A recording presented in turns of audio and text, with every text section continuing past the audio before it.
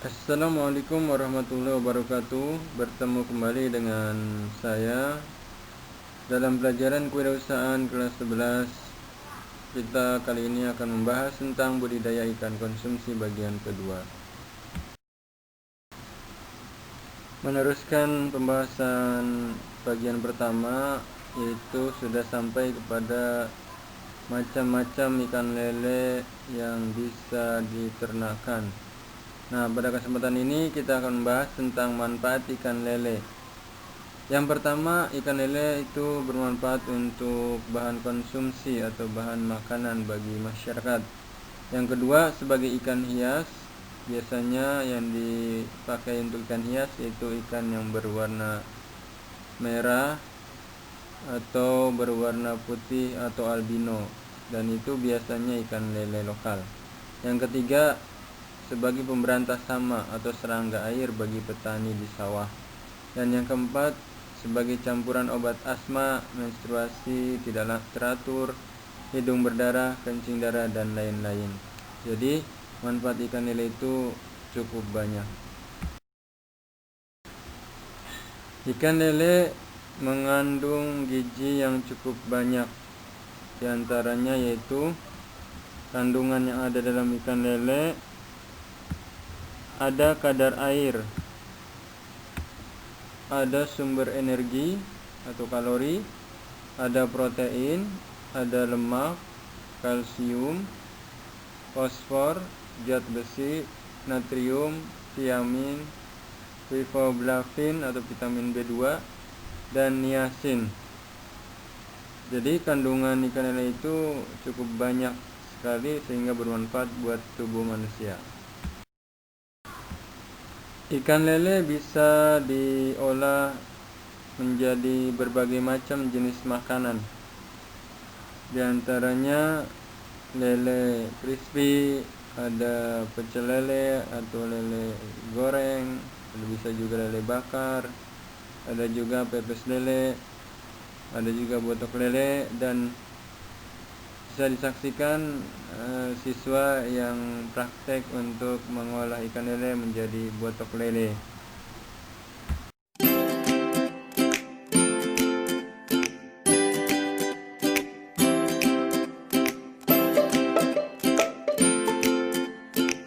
Assalamualaikum warahmatullahi wabarakatuh. Kami dari kelompok 1 Akan membuat botok lele. berikut caranya.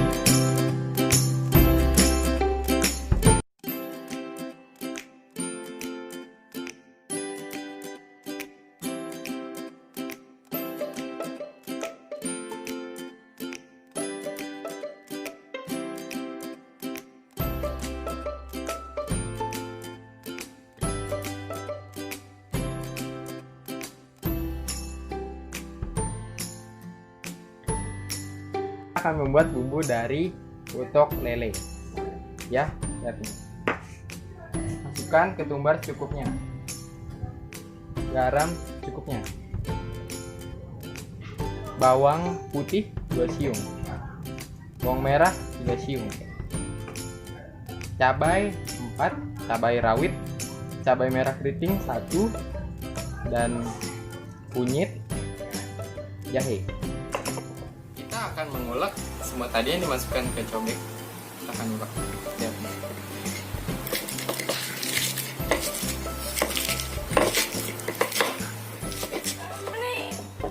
Lihat. Oh, belum bumbu yang sudah halus dimasukkan dengan parutan kelapa. Diaduk sampai rata.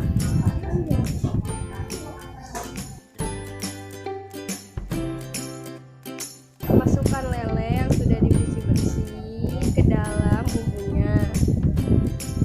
Diaduk.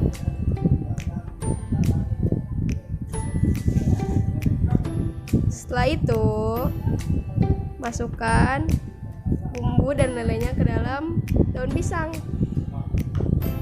Lalu diberi atasnya kemangi.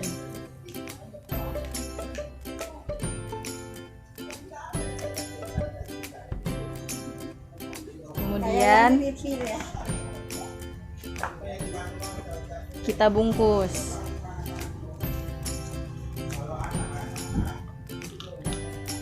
Lalu dikasih tusukan.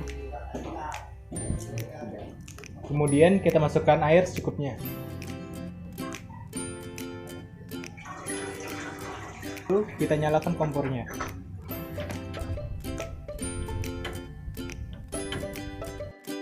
Setelah airnya mendidih, kita masukkan botolnya.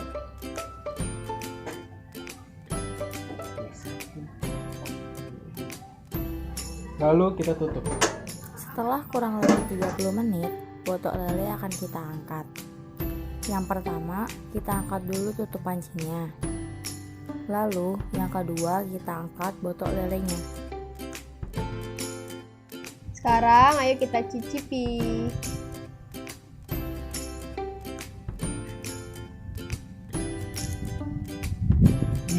Enak sekali ya.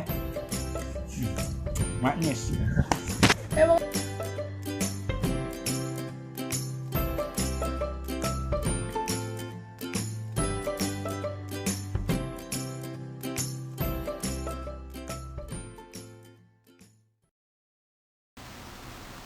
Berikutnya bagaimana budidaya ikan lele.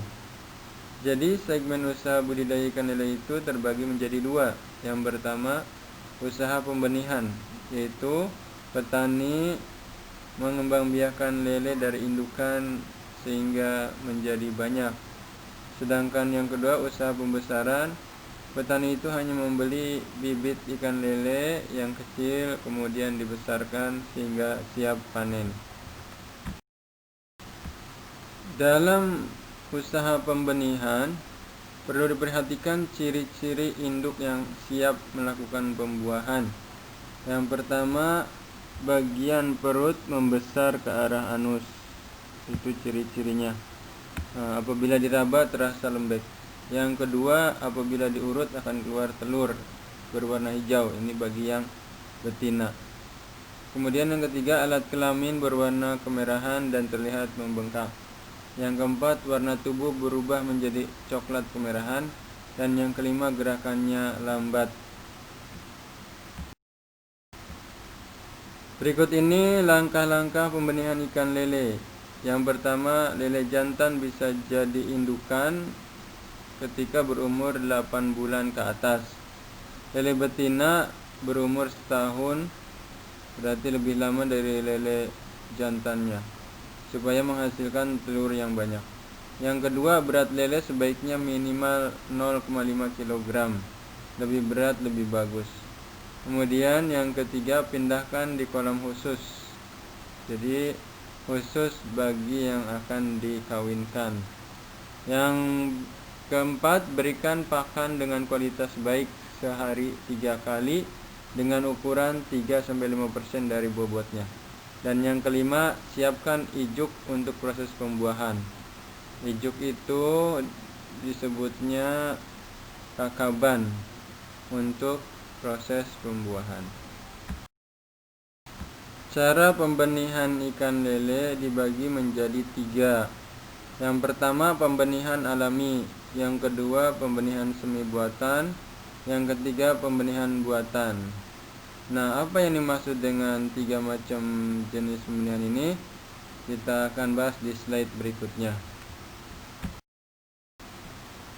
Yang dimaksud dengan pembenihan alami adalah pembenihan ikan dengan cara natural atau alami, tanpa campur tangan manusia. Petani hanya menyediakan tempat pemijahan atau tempat ikan untuk melakukan perkawinan atau pembuahan. Induk jantan dan betina yang siap kawin disatukan dalam satu tempat khusus. Sedangkan pembenihan semi buatan adalah pembenihan ikan dengan cara campur tangan manusia. Petani menyuntikkan hormon ovafrim dengan dosis 0,5 mili per kilogram. Kemudian ditambahkan 1 mili NaCl sebagai pengencer yang kemudian disuntikan kepada induk jantan dan betina. Disuntikan di samping sirip atas dekat kepala dari indukan tersebut. Induk jantan dan betina yang siap kawin disatukan dalam satu tempat khusus dan disediakan kakaban atau ijuk tempat bertelur. Jadi setelah disuntik dua-duanya jantan dan betina, maka ditempatkan di tempat khusus supaya mereka tidak terganggu. Apa fungsi penyuntikan hormon ini? Untuk mempercepat matangnya sel telur dan sperma. Sedangkan pembenihan buatan adalah pembenihan ikan dengan cara campur tangan manusia.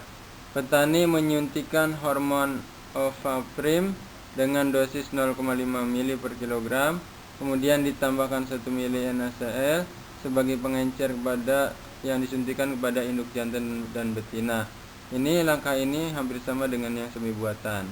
Setelah 9-10 jam, induk jantan dibelah perutnya untuk diambil kantung spermanya.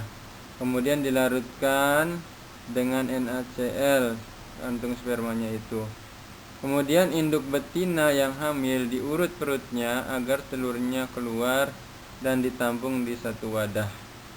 Setelah itu, campurkan larutan sperma dengan telur, kemudian setelah merata, maka ditebarkan ke dalam kolam.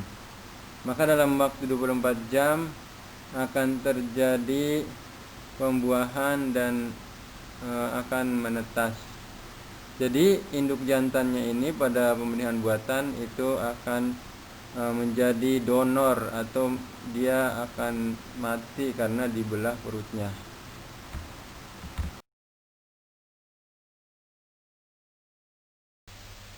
Demikianlah pembahasan kita kali ini. Semoga kalian dapat memahaminya dan bermanfaat buat kita semua. Lebih kurangnya mohon maaf. Assalamualaikum warahmatullahi wabarakatuh.